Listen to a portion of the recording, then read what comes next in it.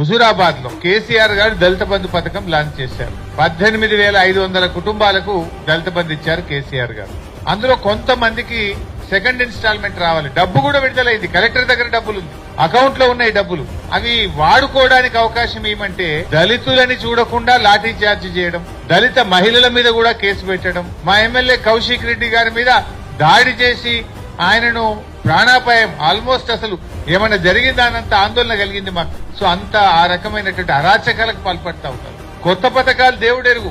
Already KCR గారు ఇచ్చిన దళిత బంధు, వాళ్ళ అకౌంట్లలో పడ్డ డబ్బులు, విడుదలైన డబ్బులు వాడుకోవడానికి కూడా అనుమతి ఇవ్వకుండా మేమేమో దళిత పక్షపాత పార్టీ అంటారు. ఇదేనా? నేను అడుగుతున్న బట్టి విక్రమార్క గారిని, మీరు ఆర్థిక మంత్రిగా ఉప ముఖ్యమంత్రిగా ఉన్నటువంటి మీరు దళితులకు చేసే మేలు ఇదేనా నేను అడుగుతా ఉన్నా. మీ నియోజకవర్గం మధురలో కూడా ఒక మండలానికి పూర్తిగా ఇచ్చారు, చింతకాని మండలానికి. నేను మొన్న చింతకాని మండలం పోతే అక్కడ